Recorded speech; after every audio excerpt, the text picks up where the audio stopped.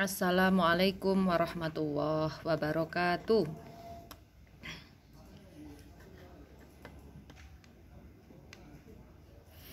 Baik anak-anak kelas 7F, untuk pembelajaran hari ini seharusnya kalian melanjutkan untuk menulis laporan pengamatan ya, hasil pengamatan.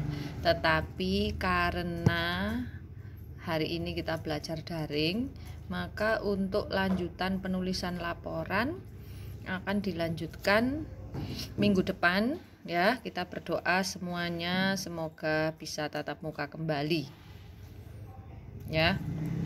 Nah, apabila minggu depan tatap mukanya hanya 50%, maka nanti saya mohon untuk perwakilan kelompoknya mengambil hasil yang sudah kamu kerjakan kemarin untuk dilanjutkan di rumah bersama anggota kelompok yang lain ya.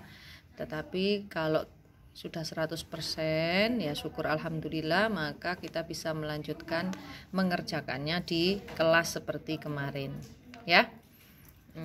Baik, sebelum kita mulai pembelajaran, kita berdoa semoga kita semua diberi kesehatan oleh Allah Subhanahu wa Ta'ala, kemudian diberi kemudahan dan kelancaran dalam belajar dengan metode apapun ya, baik daring maupun luring, dimanapun kita semangat untuk menuntut ilmu. Kita baca bersama-sama Al-Fatihah. A'udzubillahi minasyaitonirrajim. Bismillahirrahmanirrahim. Alhamdulillahirabbil alamin. Arrahmanirrahim. Maliki yaumiddin. Iyyaka na'budu wa iyyaka nasta'in. Ihdinas siratal mustaqim. Siratal ladzina an'amta 'alaihim ghairil maghdubi 'alaihim waladdallin. Amin. Baik, hari ini kita belajar tentang apa yang sudah kamu lakukan kemarin, baik pengamatan di luar kelas maupun pengamatan gambar yang sudah saya berikan kemarin bersama kelompok kalian. Nah, sebenarnya kita mau bahas ya, presentasikan hasil pengamatanmu, kemudian kita bahas bersama-sama. Tapi karena laporanmu belum selesai, maka ini adalah penekanan ya, penekanan materinya. Baik, saya coba share screen dulu ya.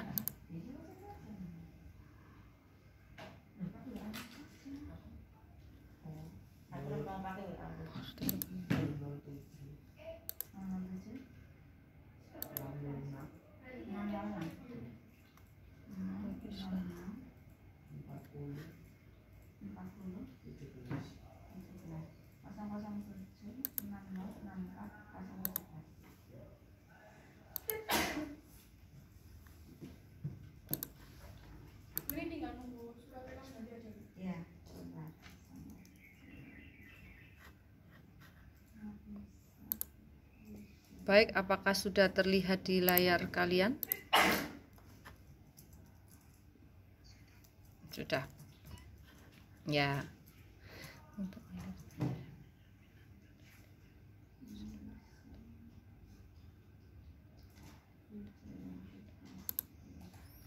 Baik,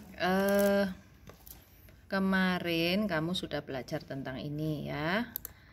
Kemudian yang kamu lakukan kemarin adalah pengamatan biotik dan abiotik ya, dan menentukan satuan dalam ekosistem ya. Itu yang kalian amati di luar.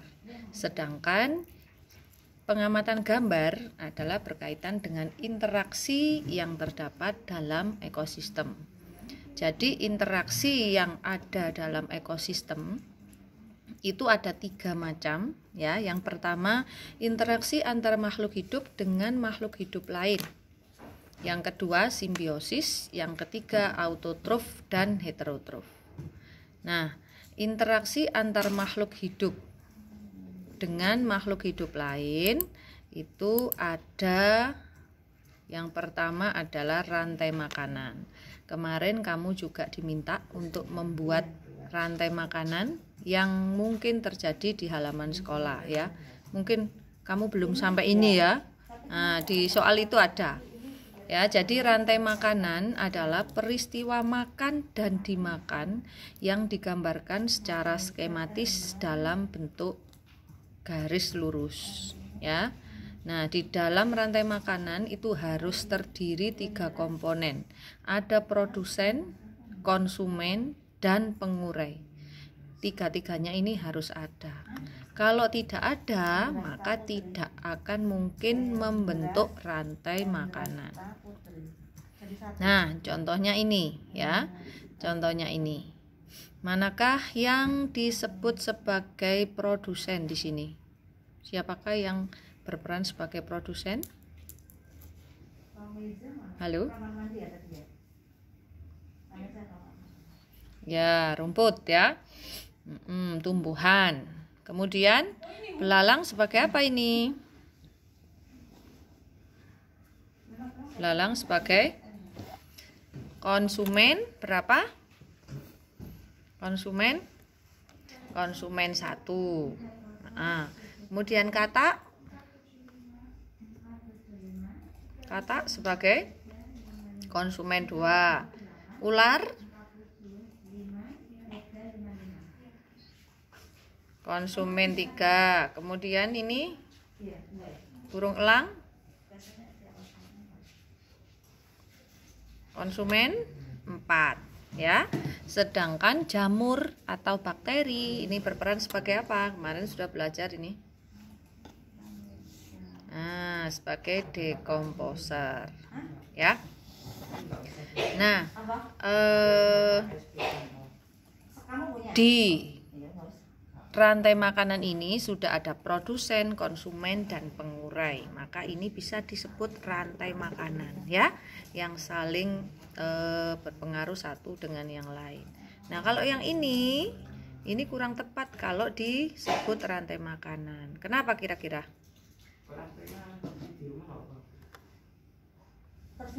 Karena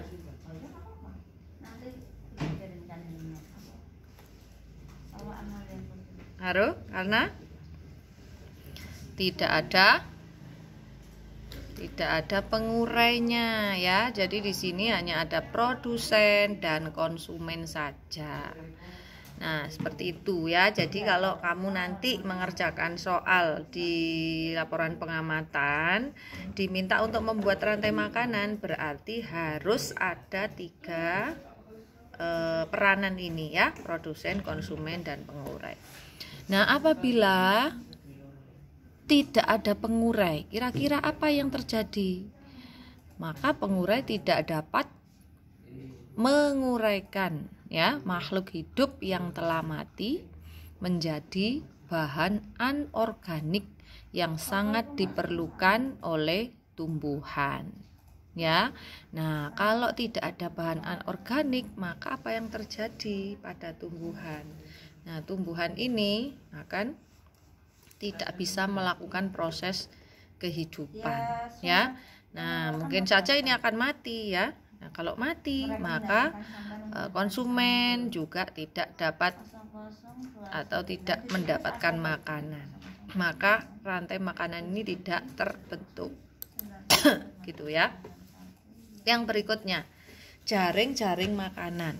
Jaring-jaring makanan adalah kumpulan dari rantai makanan ya.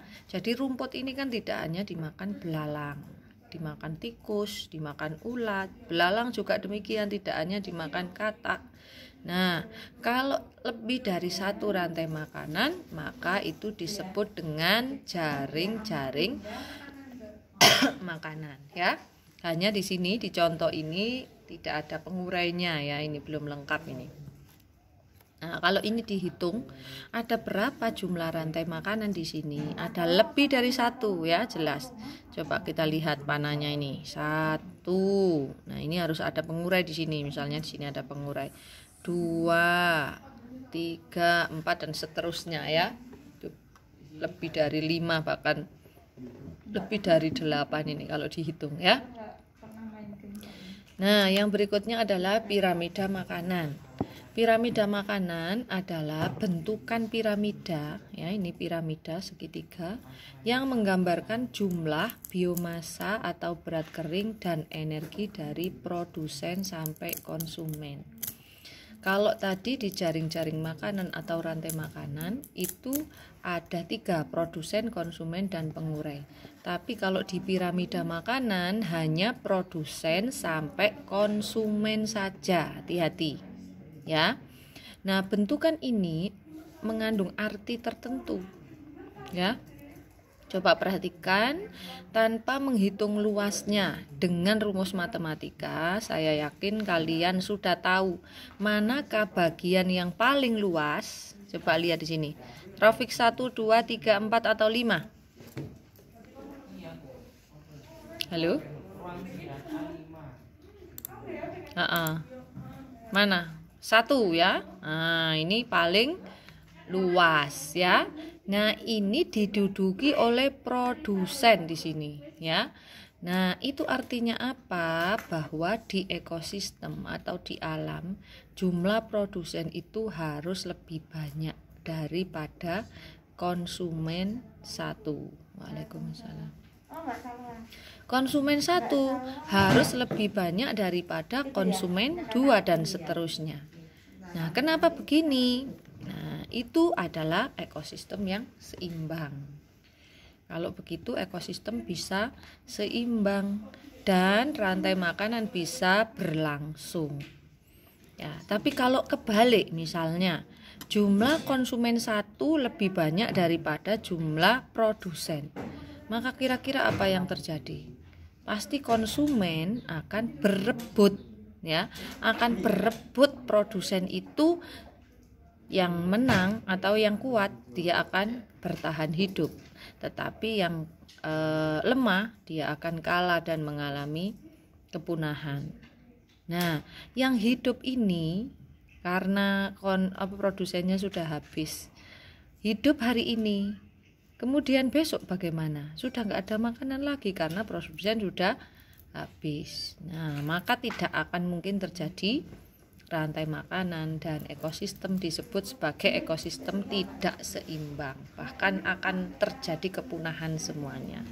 Ya, jadi kondisi ideal di alam produsen itu harus lebih banyak jumlahnya daripada konsumen. Paham ya? Yang berikutnya adalah simbiosis. Nah, simbiosis adalah bentuk hidup bersama antara 2 individu yang berbeda jenis. Ini saya yakin kamu di SD sudah pernah mendapatkan materi ini ya. Ada simbiosis mutualisme. Kalau disimbolkan plus-plus maksudnya adalah 2 individunya saling menguntungkan, dua-duanya untung ya. Contohnya kerbau dengan burung jalak. Kerbau untungnya kutunya hilang, sedangkan burung jalak mendapat makanan. Seperti itu. Simbiosis komensalisme plus 0, artinya 1 untung, 1 tidak untung, tidak rugi, 0. Contohnya ikan hiu dengan remora. Nah, kira-kira ini yang untung apa yang untung? Hiu atau remora? Halo? Yang untung ikan hiu atau remora? Ayo, siapa yang mau berpendapat?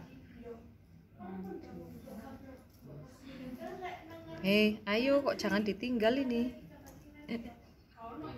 Ikan remora ya. Nah, remora. Untungnya apa remora? Gak tahu. Ikan remora untungnya adalah mendapatkan perlindungan dari predator yang akan memangsanya ya. Sedangkan ikan hiu tidak untung tidak rugi dengan diikuti ikan remora yang ada di belakangnya ya. Jadi ikan hiu yo gak untung yo gak rugi. Tuh. Kemudian pohon paku ini ya, tumbuhan paku dengan pohon besar, bukan paku-paku yang buat tembok itu ya. Nah, tumbuhan paku dengan pohon besar, ini yang untung siapa? Yang untung tumbuhan paku apa pohon besar? Tumbuhan paku kayaknya lah, kok gak yakin ngono. Ya, tumbuhan paku ya, tumbuhan paku untung dia bisa hidup ya. Dia menempel di pohon yang tinggi sehingga dia mudah mendapatkan sinar matahari ya, sehingga fotosintesis bisa berjalan lancar. Sedangkan pohon besar nggak untung, nggak rugi ya, cuma ditempeli aja kan, tidak diambil makanannya. Nah, berbeda dengan simbiosis parasitisme ya, plus min artinya satu untung satu rugi. Contohnya tali putri dengan inang ya. Nah, ini saya prihatin sekali nih, kemarin dari beberapa kelas itu banyak yang tidak mengerti tumbuhan tali putri itu yang mana, nggak ngerti. Nah, padahal dulu itu banyak itu di pohon-pohon pagar, terus dipakai mainan kayak mie ya, mimian itu. Nah, tapi sekarang sudah langka ya, karena pagarnya pakai pagar besi semua, nggak pakai pagar tumbuhan ya. Kemarin juga ada itu di soalnya ya, di gambarnya itu. Nah, kalau ini berbeda dengan komensalisme ya. Tali putrinya untung, sedangkan yang ditumpanginya itu rugi. Kenapa kok rugi? Karena tali putri mengambil makanan dari tumbuhan yang ditumpanginya. Gitu. Kalau yang ini tadi tidak mengambil. Yang berikutnya adalah autotrof dan heterotrof, yaitu makhluk hidup yang dapat membuat makanan sendiri. Ini sudah pernah dibahas di materi sebelumnya. Dalam hal ini adalah tumbuhan ya, sedangkan heterotrof adalah makhluk hidup yang tidak dapat membuat makanan sendiri. Ada yang disebut herbivora, karnivora, dan omnivora. Yo, masih ingat apa herbivora? Dengan pengertian yang benar. Nah, pemakan tumbuhan. Kalau karnivora? Le putra, saya pemakan daging, pemakan hewan lain. Omnivora putra? Apa put?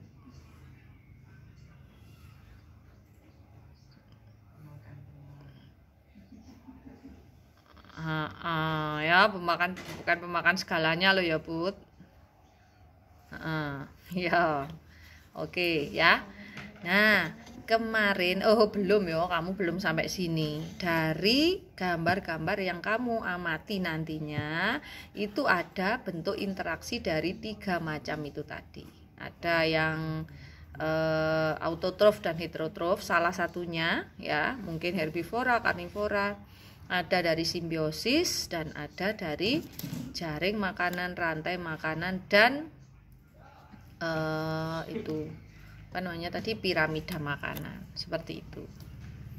Nah, ini penekanan untuk materi hari ini ya. Nah, untuk pertemuan berikutnya itu besok ya kamu ya. Kelasmu besok ya? Hari apa?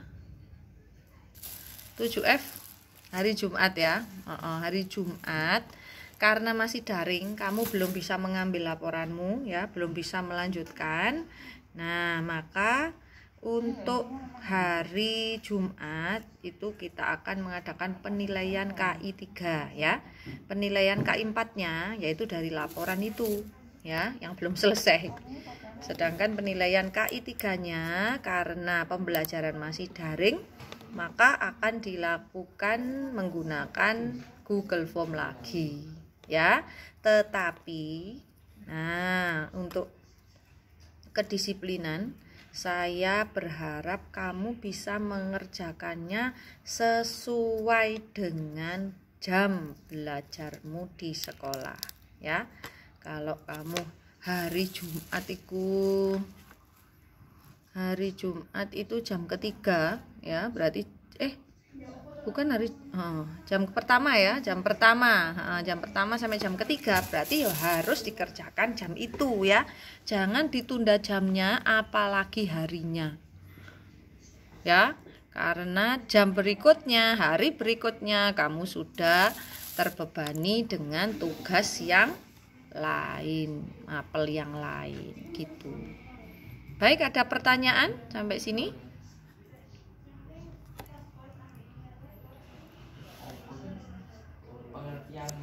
Ada pertanyaan?